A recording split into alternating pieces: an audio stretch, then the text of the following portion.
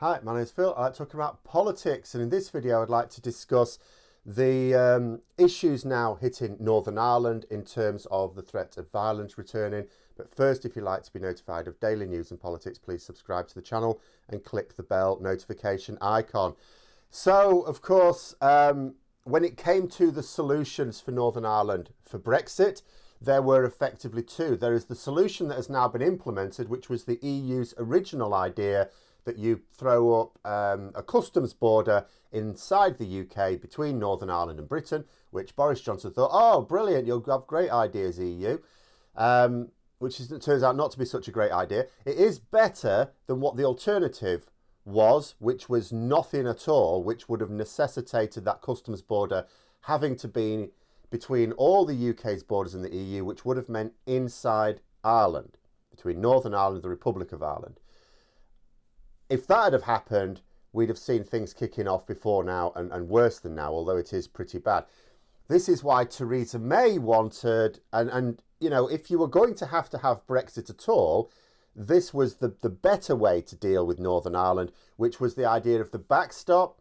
Yes, it kept us effectively in a customs union with the EU for the foreseeable future, but what it would have meant was no friction on the border inside Ireland and no friction on the border inside the UK.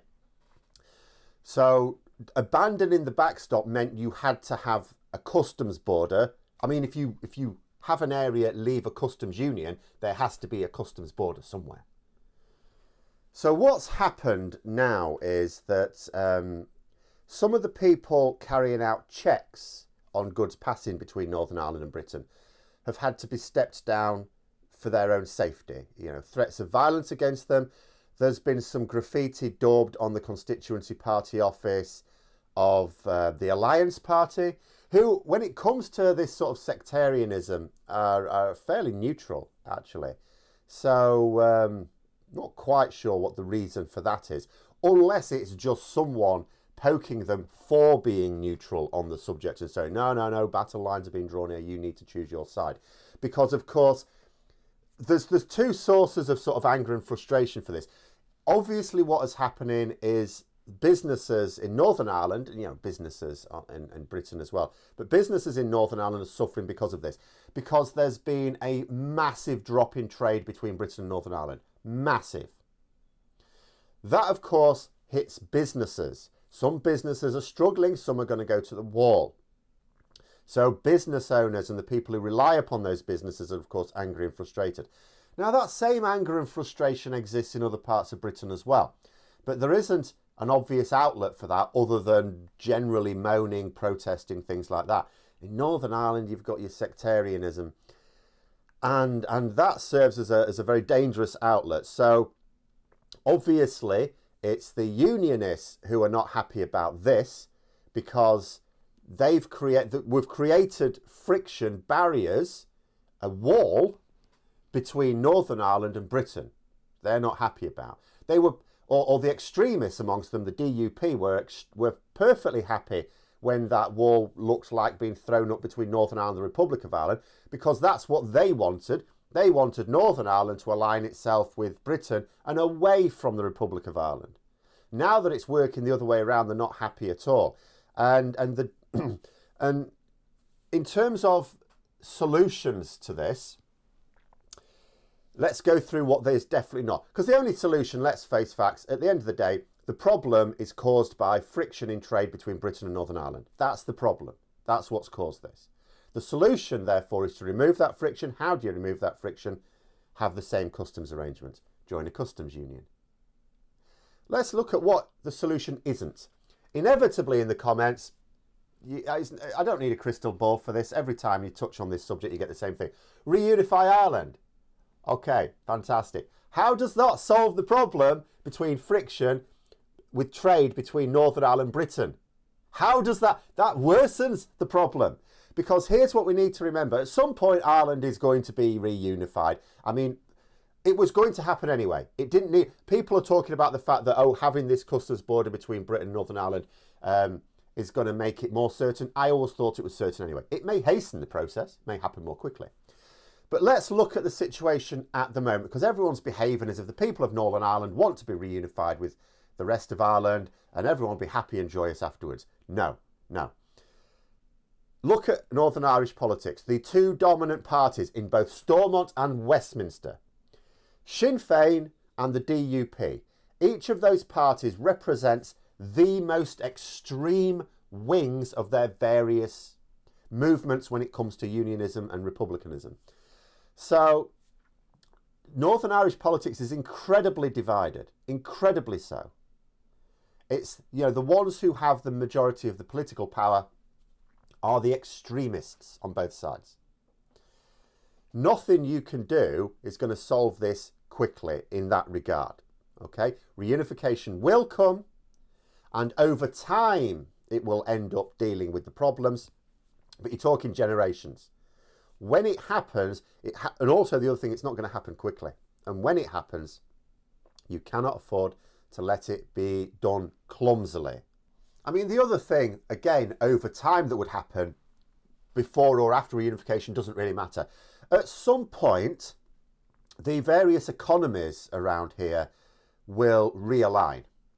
So inevitably, if you've got friction in trade between Britain and Northern Ireland, then businesses on either side of that customs border will try and realign their supplies, you know, on their own side of that customs border. So Northern Irish businesses will increasingly trade with the Republic of Ireland as well as the wider EU.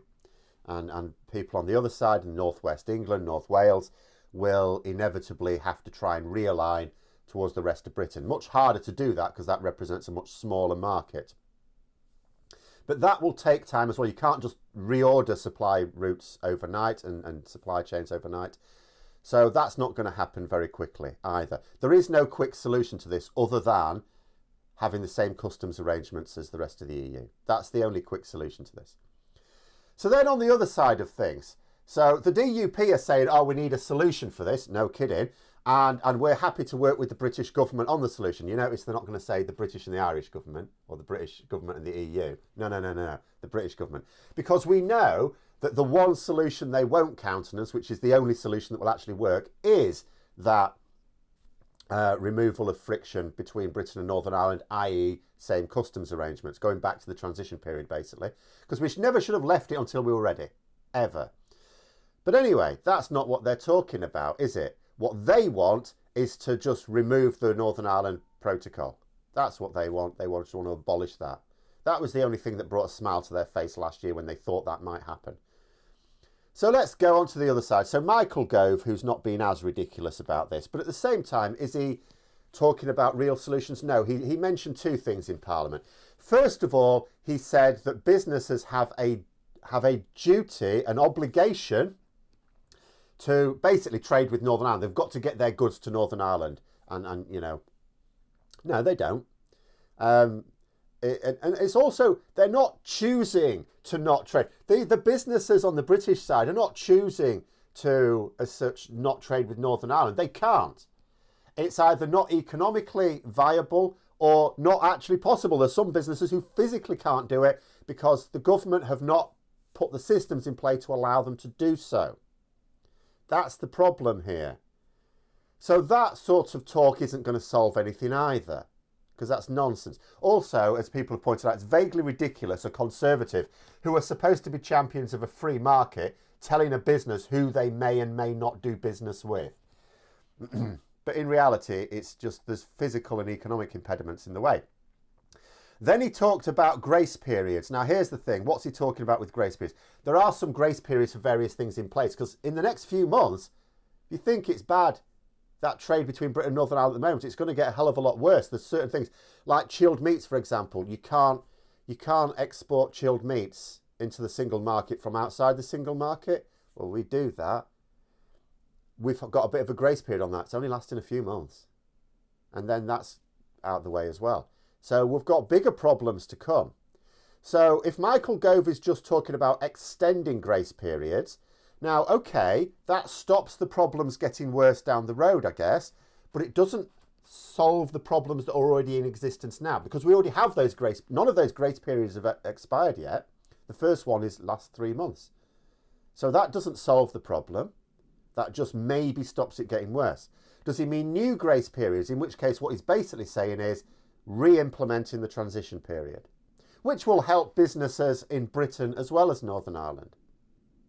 But is he talking about that? I can't imagine that he is.